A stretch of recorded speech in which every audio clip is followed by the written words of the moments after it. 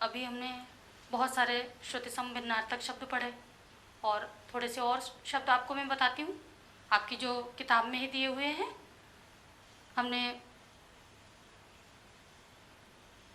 अब 37 नंबर पे आप देखिए कौन सा शब्द है, उसका अर्थ मैं आपको समझाती हूँ। शोक और शौक। शोक जानते हैं, जब किसी की मृत्यु हो जाती है तो शोक की लहर, दुख की लहर पूरे घर में दौड़ जाती है, जो भी सुनता है वो दुखी होता है। और शौक है कोई भी आदत या व्यसन। व्यसन कहते हैं आदतों को। आपको नए नए कपड़े पहनने का शौक होता है बहुत, तो ये आदत ही है। व्यसन का अर्थ है यहाँ पर आदत। तो चाहे आप व्यसन लिख लो और आप ब्रैकेट में आदत भी लिख सकते हो, उसको लिखिए शोक और शौक। शोक होता है दुख और शौक होता है एक व्यसन, आदत भी कहते हैं इसको। श्याम, श्याम और दूसरा इसी में है श्याम। अब श्याम तो सभी जानते हैं आप, श्याम किसे कहा गया है? श्री कृष्ण को। श्री कृष्ण को श्याम कहा जाता है, श्याम सुंदर। और श्याम कहते हैं काले रंग को भी। और श्याम क्यों कहा जाता है श्री कृष्ण को? आपको मालूम है, जब जमुना जी में श्री कृष्ण की खेलते हुए गेंद चली गई थी, तो वो जमुना में विषधर सांप रहता था, कालिया, तो उन्होंने उसमें उतरकर वो गेंद निकाली थी। और उतरने के कारण ही, क्योंकि उसका पानी जहरीला था, इसीलिए उनका नाम श्याम पड़ा था। उनका रंग पूरा नीला काला हो गया था। और शाम, शाम को आप सभी खेलने जाते हो, तो शाम का अर्थ है संध्या।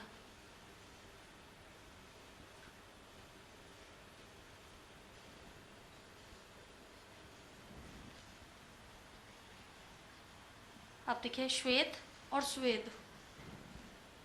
श्वेत और स्वेद। श्वेत और श्याम। श्वेत का अर्थ तो आप जानते हो कि सफेद, श्वेत सफेद। और स्वेद का अर्थ है पसीना।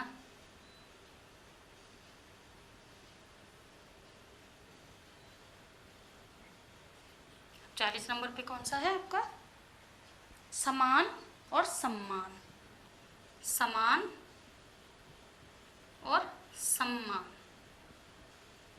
अब देखिए, आप एक बार लिख लोगे, इनको एक बार लिख लोगे और पढ़ लोगे, तो आपको भी इनमें जो अंतर है उच्चारण में, वो आपको पता चल जाएगा। और लिखने से आपका एक बार अभ्यास भी हो जाएगा। समान होता है बराबर, कि इनको, चीज़ को समान मात्रा में, अब जैसे अचार बना रहे हैं तो समान मात्रा में मसाला डालना पड़ता है। और सम्मान होता है आदर के लिए, कि आप सभी बड़ों का सम्मान करते हो, आदर करते हो। अब 41 नंबर पे बहु और बहू। बहु ये छोटे ऊ की मात्रा है, और बहु बड़े ऊ की मात्रा। बहु यानी बहुत, बहुत। और बहू होती है वधू। वधू होती, बहु वधू के लिए कहा गया है। फिर आपका बात और वात। बात और वात। बात कहते हैं बातचीत को, कि हमने ये बातचीत हम कर रहे थे। और वात कहते हैं हवा को। वात हवा को।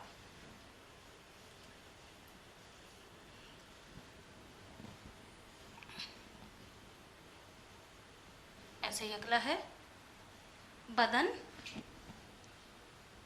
और वदन।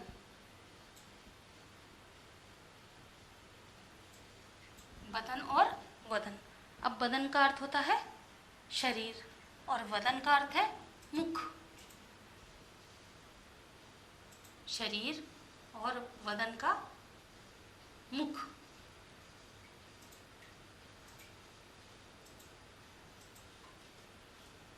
अगला है आपका मेल और मैल। मेल और मैल, खाली मात्राओं का अंतर है इसमें। मैल होता है मेल मिलाप, मेल होता है मित्रता। मित्रता किसमें होती है भाई? आपस में जो साथ में पढ़ते हैं उनसे मेल मिलाप रहता है आपका, मित्रता। और मैल कहते हैं गंदगी को। जब बच्चे ज़्यादा दिनों तक माँ से नहीं नहाते तो माँ उनको रगड़ कर उनका मैल उतार देती है, गंदगी उतार देती है। या कपड़ों में मैल जम जाता है, छोटे बच्चों के कपड़े गंदे हो जाते हैं, मैल जम जाता है उसमें, तो मैल मीन्स का अर्थ है गंदगी। अब देखिए मद और मद्य। अब मद कहते हैं कि कोई भी जो नशा हो या अभिमान, कोई नशे में चूर हो, घमंड के नशे में, बहुत थोड़ा पैसा आ जाता है आदमी के पास तो वो अपने मद में चूर हो जाता है, घमंड आ जाता है, उसको अभिमान आ जाता है अपने ऊपर। और मद्य का अर्थ है शराब, मद्यपान। बहुत लोग मद्यपान, शराब का सेवन करते हैं, उसे मद्यपान कहते हैं। फिर 46 नंबर पे मात्र और मातृ। मात्र, मात्र का अर्थ है केवल। मात्र 5 रुपए, मात्र 10 रुपए। देखते हो आप कि लिखा होता है कि मात्र, इसकी कीमत 20 रुपए। और मात्र, मात्र किसे कहते हैं? माता को।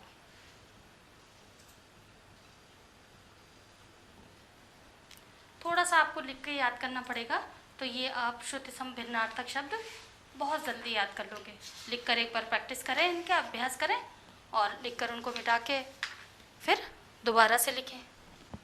वाक्यांशों के लिए, वाक्यांशों के लिए एक शब्द।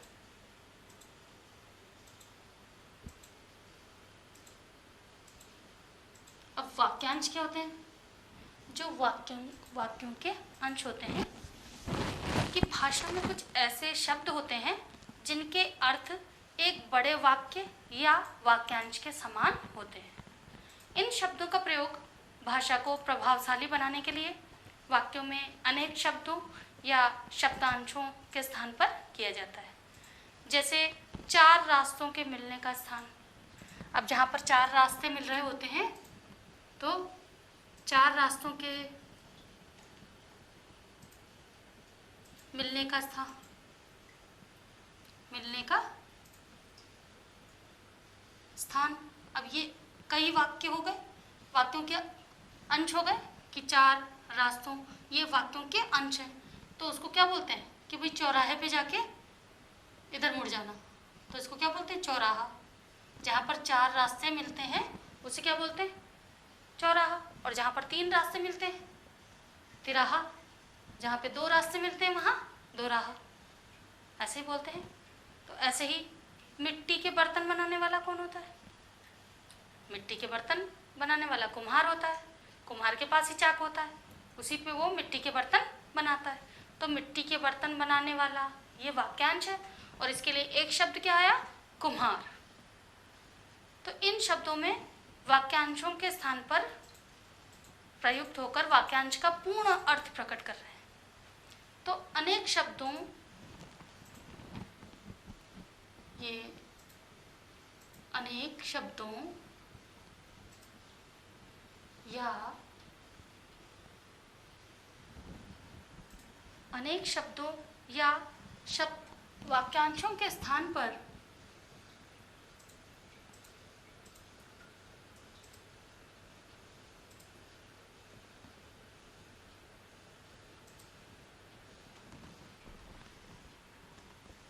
वाक्यांशों के स्थान पर प्रयुक्त होने वाले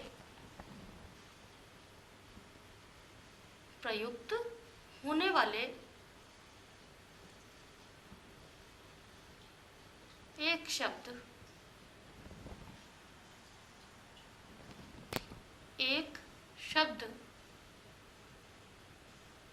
वाक्यांश के लिए एक शब्द कहलाते हैं। वाक्यांश के लिए एक शब्द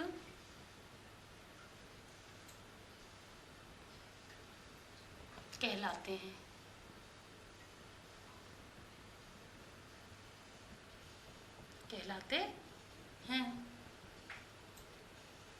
अब देखिए, अनेक शब्दों या वाक्यांशों के स्थान पर प्रयुक्त होने वाले एक शब्द वाक्यांशों के लिए एक शब्द कहलाते हैं। जैसे मैंने आपको उदाहरण से बताया कि जहाँ पर 4 रास्ते मिलते हैं तो 4 रास्तों के मिलने के स्थान चौराहा। ऐसे ही हम करेंगे वाक्यांशों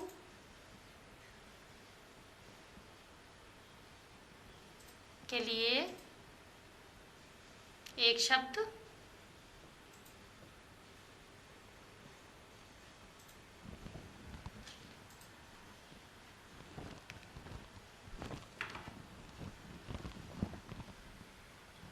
वाक्यांश या अनेक शब्द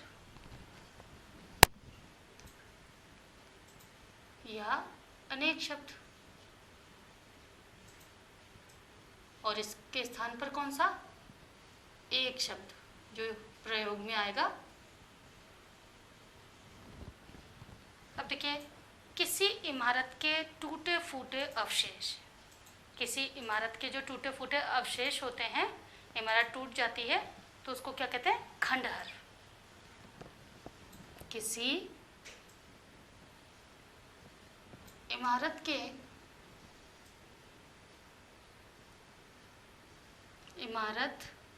के टूटे फूटे अवशेष उसको कहते हैं खंडहर। एक शब्द में क्या कहते हैं उसको? खंडहर।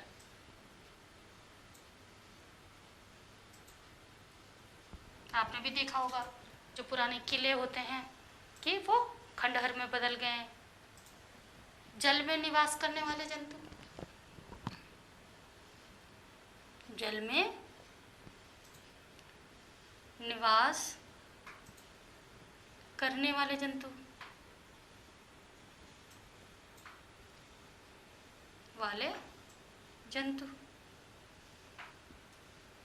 कौन होते हैं?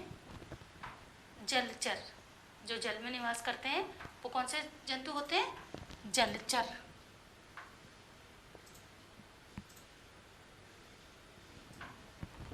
फिर जो देखने के योग्य हो, जो देखने के योग्य हो।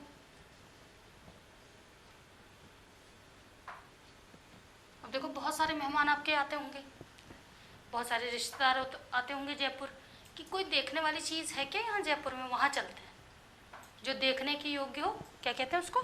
दर्शनीय स्थल। दर्शनीय।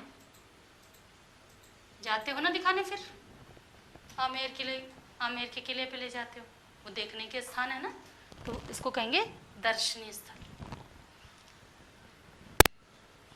दूर की सोच रखने वाला, दूर की सोच रखने वाला।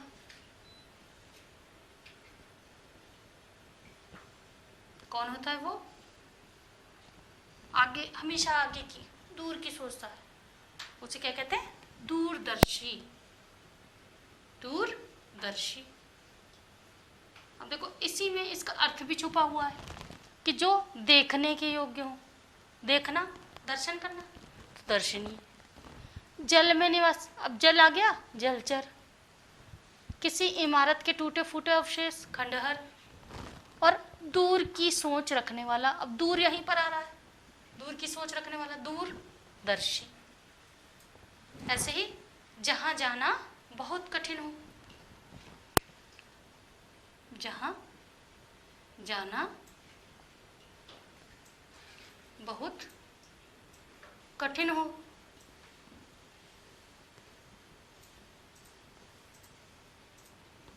जहां जाना बहुत कठिन हो, दुर्गम। दुर्गम, जैसे पहाड़ी रास्ते होते हैं, वहां पर चढ़ना ही बहुत कठिन होता है, इसलिए उन्हें दुर्गम रास्ते कहा जाता है। और जिसका कोई दोष न हो, जिसका कोई दोष न हो,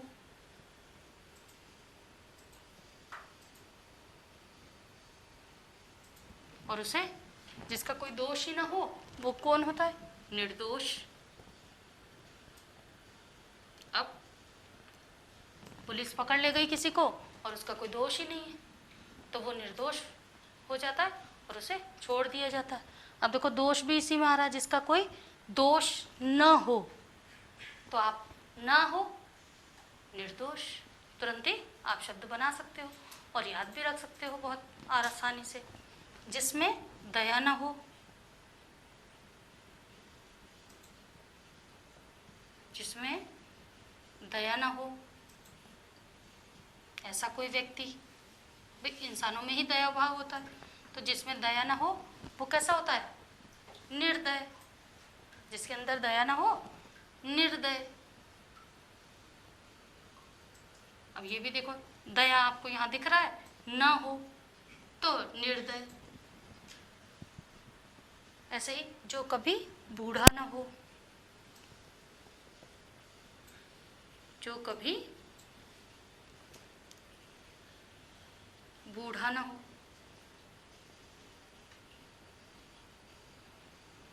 उसे क्या कहेंगे? अजर। जो कभी बूढ़ा नहीं होता उसे अजर कहा जाता है। जिसका कोई अंत ना हो, जिसका कोई अंत ना हो,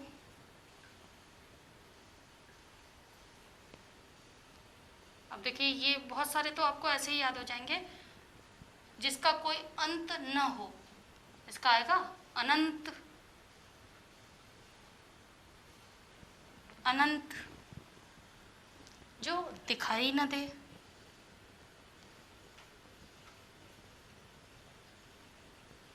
जो दिखाई न दे। भाई आपको ईश्वर दिखाई देते हैं क्या? भगवान कभी दिखाई देते हैं? फोटो तो लगी है मंदिर में, पर कभी साक्षात दर्शन देते हैं क्या भगवान? तो वो कौन है? अदृश्य। जो कभी दिखते नहीं है, अदृश्य।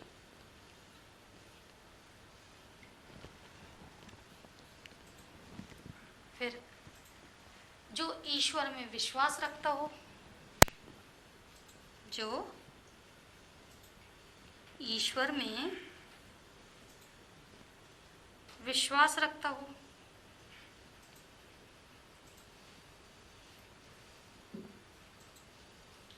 भाई आप रखते हो तो आप आस्तिक, और आपका दोस्त, आपका मित्र नहीं रखता है, ईश्वर को मानता ही नहीं, मैं नहीं मानता भगवान कौन होता है, तो वो नास्तिक। जो ईश्वर में विश्वास रखता हो वो आस्तिक।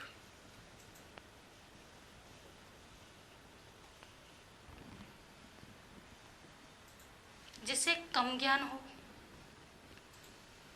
जिसे कम ज्ञान हो,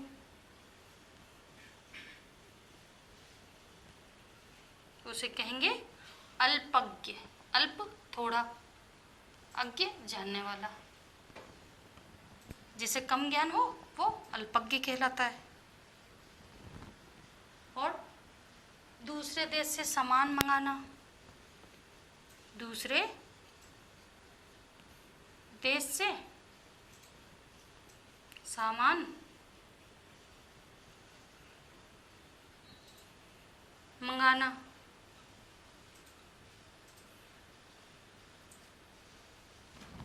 दूसरे देश से सामान मंगाना, जैसे किसी बाहर देश से हमारा सामान आ रहा या भारत किसी देश के लिए भेज रहा है तो इसको मंगाने को कहते हैं आयात।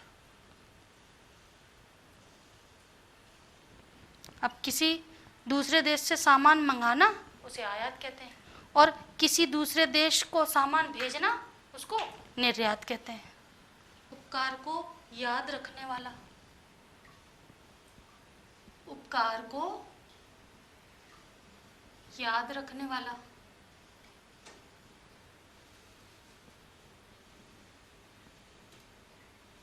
कि मुसीबत के समय किसी ने हम पर उपकार किया था उसको याद रखे, जो उसे कहते हैं कृतज्ञ। कृतज्ञ जो जानने की इच्छा रखता हो, जो जानने की इच्छा रखता हो। जैसे बहुत सारे बच्चों को आगे भी जानना है तो वो कौन सी प्रवृत्ति के हुए? जिज्ञासु। जानने की इच्छा और हो वो जिज्ञासु। जिसने अपनी इंद्रियों को जीत लिया हो, जिसने अपनी इंद्रियों को जीत लिया हो।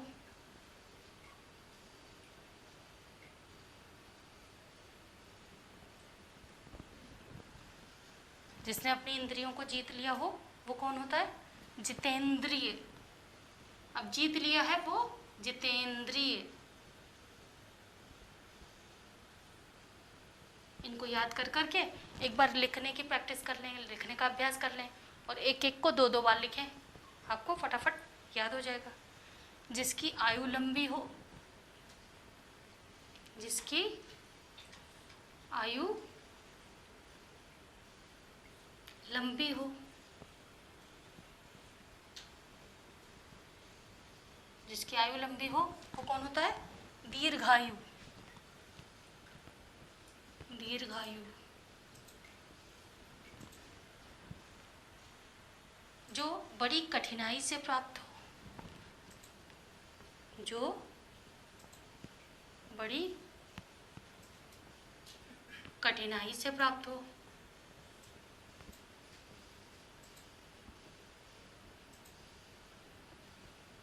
उसे क्या कहते हैं? दुर्लभ। जो बड़ी कठिनाई से प्राप्त हो वो दुर्लभ। ऐसे ही जो ईश्वर में विश्वास न करता हो, जो ईश्वर में विश्वास न करता हो,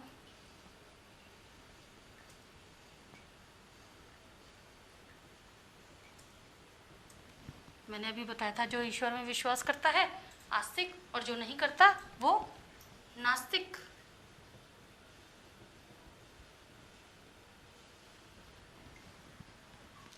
दूसरे देश को माल भेजना, अभी हमने आयात किया था और अब निर्यात करेंगे। दूसरे देश को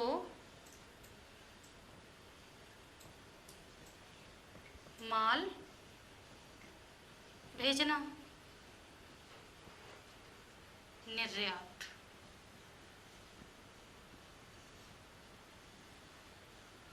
मंगाने को कहते हैं आयात और भेजने को निर्यात। ऐसे ही जो किसी का पक्ष ना ले, जो किसी का पक्ष न ले वो कौन होता है? जो किसी का पक्ष नहीं लेता, निष्पक्ष। निष्पक्ष, जिसकी मृत्यु कभी न हो,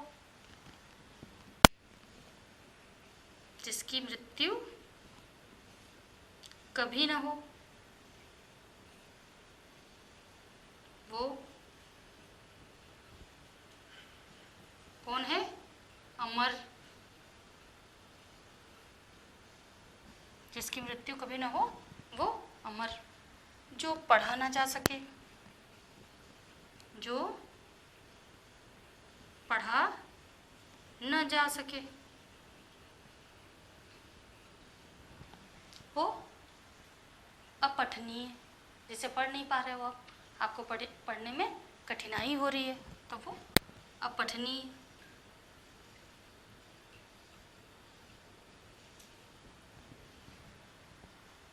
और जो अवसर के अनुसार बदल जाता हो, जो अवसर के अनुसार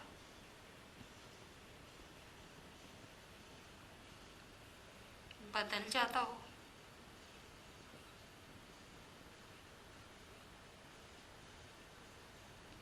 अवसरवादी, जो अवसर के अनुसार बदल जाता है वो अवसरवादी।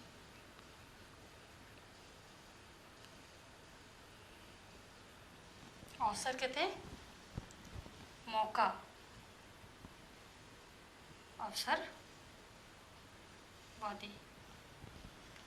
फिर अगला है आपका जो कम खाता हो,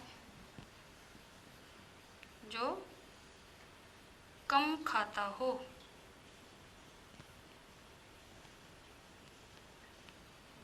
जो कम खाता हो वो अल्पाहारी। अल्प कहते हैं थोड़ी चीज के लिए, अल्पाहारी।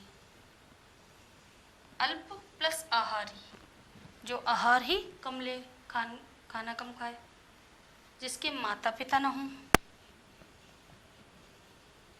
जिसके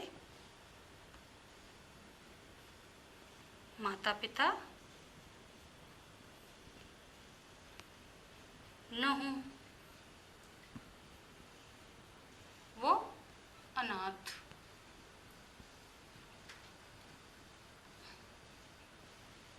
जिसके माता पिता न हों वो अनाथ।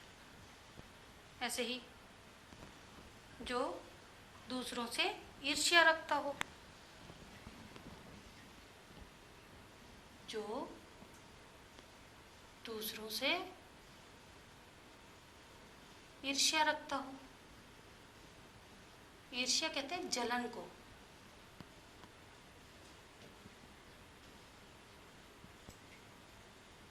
बहुत सारे दोस्त रहते हैं पर अपने मन में जलन की भावना रखते हैं, तो इसको ईर्ष्या कहते हैं। जो दूसरों से ईर्ष्या रखता हो, ईर्ष्यालु।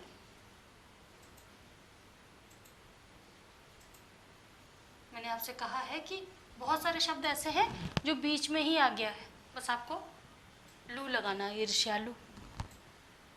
और उपकार को भूल जाने वाला, उपकार को भूल जाने वाला।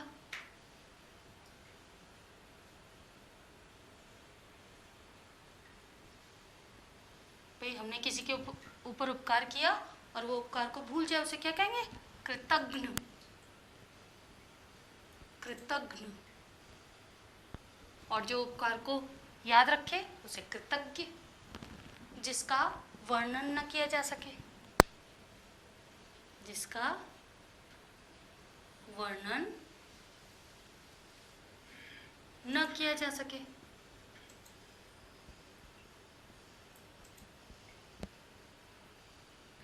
उसको क्या कहते हैं? वर्णनातीत। वर्णनातीत। अब वर्णन देखो आ गया, वर्णनातीत। जो बहुत बोलता हो, जो बहुत बोलता हो।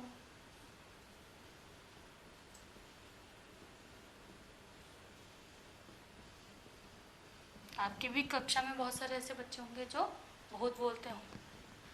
वाचाल, बहुत बोलने वाला वाचाल। 100 वर्षों का समय, 100 वर्षों का समय, क्या कहते हैं उसको? शताब्दी। शत होता है 100। ऐसे ही जो सबको समान समझता हो, जो सबको समान समझता हो, बराबर, समान कहते हैं बराबर,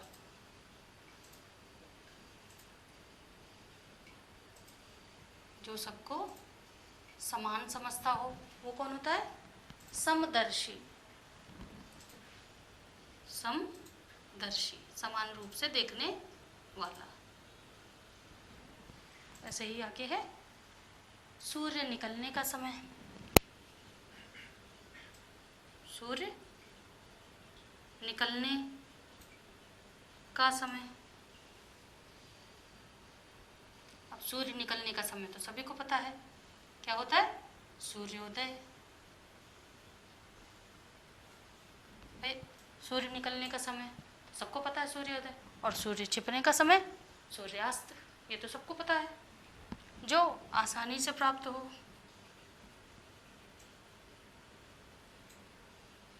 जो आसानी से प्राप्त हो। सुलभ, सु माने आराम से, लभ माने प्राप्त होना। सुलभ, जो अपने पैरों पर खड़ा हो, जो अपने पैरों पर खड़ा हो।